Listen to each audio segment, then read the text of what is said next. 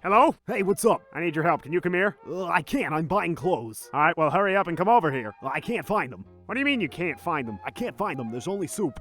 What do you mean there's only soup? It means there's only soup. Well, then get out of the soup aisle! Alright, you don't have to shout at me! There's more soup! What do you mean there's more soup? There's just more soup! Go into the next aisle! There's still soup! Where are you right now? I'm at soup! What do you mean you're at soup? I mean I'm at soup! What store are you in? I'm at the soup store! Why are you buying clothes at the soup store? Fuck you!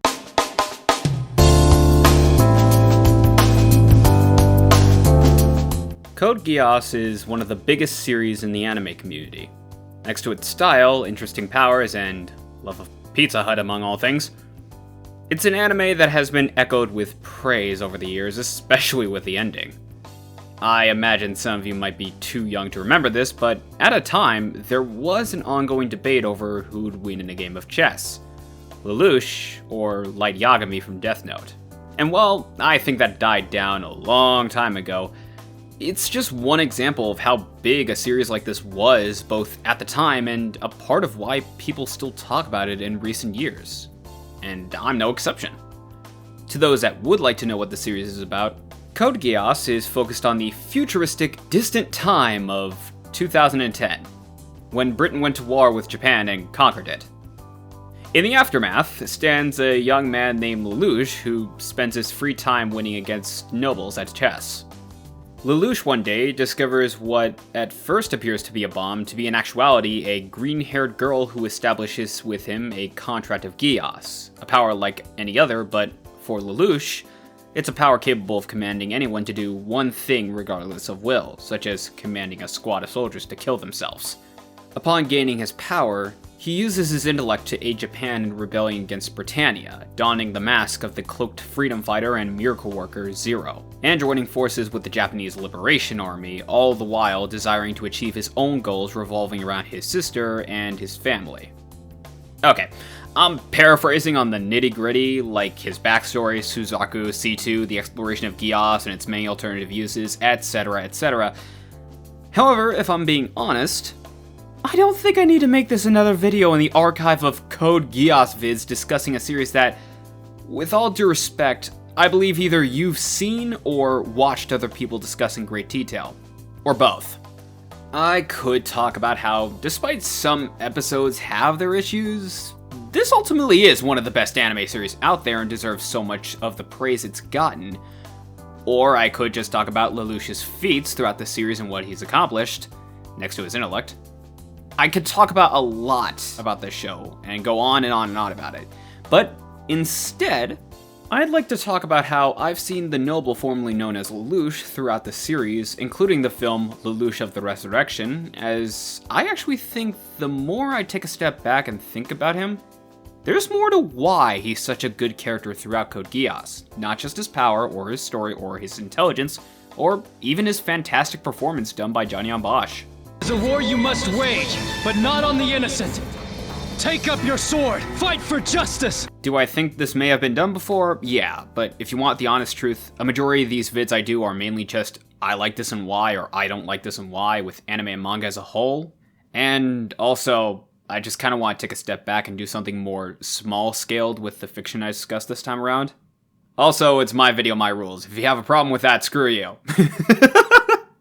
It should be obvious, but major spoilers for Code Geass in the film, as well as major spoilers for Death Note. So if you haven't watched any of this yet, there's the door.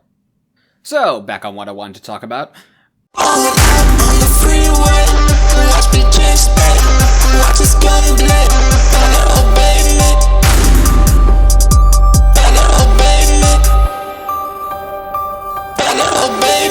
Earlier, I brought up the fan-made dispute between Lelouch and Light Yagami.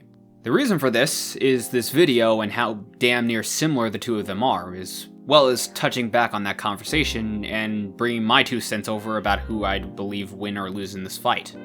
Both Lelouch and Light are intelligent students who have grown bored with their lives and discover a form of power that allows them to change the world however they see fit, coming across roadblocks along the way, using people, being outsmarted, and needing to turn the tables, and in the end being foiled and meeting their demises.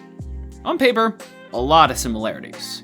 However, aside from the obvious in terms of what we see these characters do and for what purpose, I'd like to talk about how, essentially, both of these characters in both stories are essentially children. Let me explain. In terms of a commonality these characters have, is that both of them throughout their series have to deal with losing. Take Light's first encounter with L in Death Note. L taunts Kira into killing him just for Light to take the bait, with afterwards the curtain pulled and L reveals that through this he's closing in on Kira. On the other side, with Code Geass, I'd like to bring up the Shatter Mountain event, as up to now, most of Lelouch's losses have been due to being either outsmarted or having a lack of knowledge. However, this is the first time Lelouch's actions have led to someone he didn't want dying. Well, technically he did lose in the battle. It's in the aftermath and Shirley finding out that her dad died in that fight that, for me, at least, is the kicker. Lelouch up to this point has already killed, but his actions leading to the death of his friend's family is something he takes to heart. Both moments in both series weigh heavy on the characters in question, and both of them take it like, well, children. Light becomes speechless, like he got caught with his hand in the cookie jar by his parents, and Lelouch puts the blame on himself for it all as if he had accidentally pushed his friend down the stairs and realized they weren't waking up. The main difference is what makes up their characters to me. Lelouch's response is one of regret, due to the reality of the matter that he was getting involved in, that people would die and it wouldn't simply be nameless soldiers on the battlefield. Light's response to L's trap and teasing is similar to a child that is aggravated that they got made fun of for losing a game and wanting a rematch. What I like about this is that, even though both characters are similar, you can start to piece together and understand what kind of person they are to the idea of things not going in their way or losing. Light doesn't really feel remorse for killing someone, as the moment shows he's willing to do it if his buttons get pushed enough and he thinks he can get away with it. Not unlike a kid harassing someone on the internet because they actually think they can't be found. Lelouch, on the other hand, is capable of killing, but he's also capable of feeling remorse for killing someone, especially if it's someone tied to people in his life. Something like this shows that he thinks about others and doesn't want anything bad to happen to them. He doesn't care about if he lost a battle if it means nobody he cares about was lost in the process. In a loose interpretation, Light doesn't want to lose the game, but Lelouch doesn't want to lose the players. Really? He's going to sentence me to death? Sounds interesting. Stop it! I can't lose you! I don't want to lose you or anyone else in my life!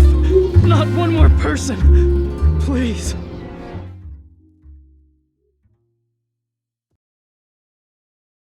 To cut even further into this, again, major spoilers for both series, when both characters have their secrets revealed and their ends are staring them in the face, two have fairly similar yet different responses. When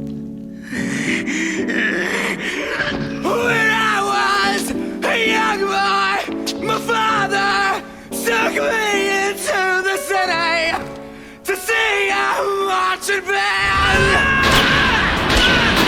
Zaku, listen, it's me! No, it is not, because I'm me! That makes you not me! What the fuck? You know what? Just kill me. For Light, he embraces the loss and monologues about how he's basically untouchable and even a savior to the world, until Nier refutes, saying he's nothing more than a serial killer. When nothing has gone his way and the end is approaching him, Light pulls out the last ace in his sleeve and tries to kill Nier, only to be shot multiple times, with him pleading for anyone to save him from the situation. As for Lelouch, well, I could pull up the ending from the first season. I actually want to pull up the moment from the second, when the truth of Lelouch and Geass comes to light, and the Black Knights hold him at gunpoint. The reason for this is because it is, in the grand scheme of things, a more similar moment to Light's situation, as opposed to the stare down between Suzaku and Lelouch in the first. Although I will say, The moment in the first, when it's revealed what actually happened to him, is actually really good, because, again, it puts his whole character on display. However, in the second season, once Lelouch's secret is out thanks to Schneisel, he shows his face and states that everything to him was a game and everyone was pieces on a board, with his last words to Colin saying she needs to live. But just before he's executed, Rollo intervenes and saves him, with Lelouch saying that he didn't want that as he no longer had a reason to live. Both characters in these moments lost greatly and met their lowest points, but both of them had different responses. The catalyst for these moments are ultimately factors that show their characters on full. For Light, it was his hubris believing his plan would work and having everyone killed except for himself. When it didn't work and he realized that he had lost, he tried arguing his way out of it like a kid who's been beaten at a game they thought they had mastered, trying to talk his way out of his loss as opposed to accepting the truth of the matter. For Lelouch, what led to this ultimately was his talk with Suzaku. Up to that point, Lelouch had done so many things that he couldn't take back and lost people he couldn't bring back. As Suzaku tries to confront him on it all, and while he does confess, he also lies. But not to save himself, but to make it seem like everything up to that point was intentional, and that he'd accept the blame and accountability. Even if he didn't mean to do everything he had done, he knows that he can't take it all back, even if he wanted to. So he places the blame on himself and no one else for the sake of those he cares for in his life. Only for things to go south and him losing trust in his only friend, as well as the person that was the reason for him becoming Zero to begin with. Both of these characters played roles in games that they thought they had the tools to win, but upon losing in their lowest moments, they ultimately showed who they really were behind the personas, behind the theatrics. In the end, Light just wanted to win, but he was so full of himself that he couldn't really imagine actually losing. Lelouch wanted to win, but he was afraid of losing those he cared for if things went wrong. So, for Lelouch, winning or losing in the grand scheme of things didn't matter the most to him always. Light was a child that didn't want to lose the game, but Lelouch was a child that didn't want to lose the players. You're just a murderer, Light Yagami. And this notebook is the deadliest weapon of mass murder in the history of mankind. I destroy the world and create it anew. Okay, so why did I compare these two and make this a video as an excuse to gush about Death Note and Code Geass? Well, aside from pitching in on a conversation that nobody cares about anymore, it's also to understand why characters such as Lelouch and shows such as Code Geass continued to be talked about years after their conclusion. To touch back on the matter of who'd win, Light or Lelouch, honestly, I would say Lelouch, but not specifically for the game they play. And the reason for that lies in what I believe to be one of the best closers to Lelouch's character, the film Lelouch of the Resurrection. I've been here before, ready to quit. Desperate, hoping against hope for the tiniest speck of light.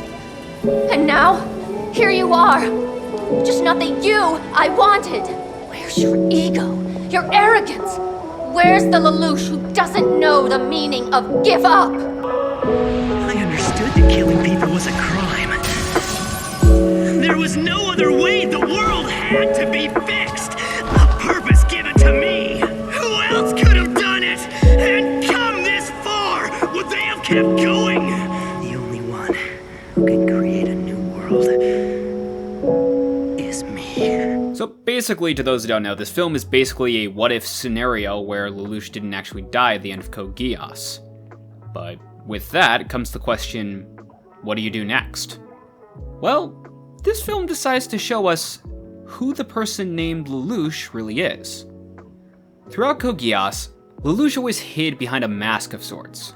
The mask of the teenage student, the mask of the man of miracles, the mask of the prince of nobility, the mask of the devil. All of it for the sake of others. Lying and acting constantly, fooling those closest around him, and doing it all with the people he cares about in mind. When he died, to many, he died as a tyrant dictator. To few, He died as the villain whose legacy saved everyone. But to him, he died for the sake of the world. Everything that he had been hiding, everything that he had been planning, led up to one concise moment of theatrics and bloodshed. Which is pretty fitting in the grand scheme of things. Theatrics, bloodshed, masks. These were shackles which binded Lelouch and everyone else for that matter throughout this journey. And, ironically, those shackles became the key to freedom. Not just for everyone else, but also for Lelouch. So, when he came back, he was in his own way no different than what he's always been. A scared and traumatized child. In the film, he's no more than a clump of experiences of past without a conscience. Take away the mind that was Lelouch, and essentially, the body that was once him is left to fill in the blank. However, partway in the film, his mind returns intact. However, interestingly enough, he doesn't come back as Lelouch v Britannia, or Lelouch Lambrouge, or Zero the Miracle Worker, or even Emperor Lelouch. It is a big part of why I chose to only mention him as Lelouch as opposed to any of his other last names or any of his other aliases. Because at the end of the day, this film shows that really, there's no need for him to do such a thing. He has no need to hide behind a mask for others any longer. He has no need to lie. At the end of the day, he really is just Lelouch. He's ultimately just the boy who, at the end of the day, cared about others. Upon reuniting with his sister Cornelia, her holding him both at sword and gunpoint, asking him why, after all this time, should anyone, let alone her, trust him, there is no act that Lelouch puts up. There's no persona, there's no mask, there's no deceit. I can't do this without you. He's honest with her, because he no longer needs or has a reason to not be. Behind the person that is Zero, behind the person that is Lelouch, all there is to find is a child that cares about others. And that, to me, is what makes Lelouch not just a well-written character, but a character worth discussing long after his legacy has been concluded. And to bring this back ultimately to the argument from before, in terms of who I thought would win a fight, this is why I believe Lelouch, between him and Light, this is why I believe Lelouch would have won in a game. Not necessarily just on the board itself, but off the board too. Think about it. If Light had come back and he played Kira again, getting the same treatment that Lelouch did in his film, he'd want nothing more than revenge on Nier and everyone else because he lost, playing up the angle as being god of the world. Because above all else, these characters may be smart, may have tools at their disposal, and they may even know what it's like to lose. But when you look at the children behind the masks, Lelouch knows how to accept victory and defeat to their opponent all the same, if it means he doesn't lose anyone else in the process. Light can't stand losing, wanting to win no matter what. One is a child that hates to lose the game, and one is a child that hates to lose the players. To me, this is what makes series such as these a mainstay in many anime fans' minds for years to come. That and how hot the characters are, but that aside, it is how well written these characters are and the stories are. Two series around characters that don masks to get what they want, on paper all sounds the same. But it's that exploration, it's that understanding of who they really are behind it all. It's what everything was building up to that makes series such as Code Geass to me so good and so worth chatting about. So now I turn to you. What are your thoughts? What are your thoughts on these two characters? Do you agree with what I said? Do you disagree with what I've said? Cool, let me know.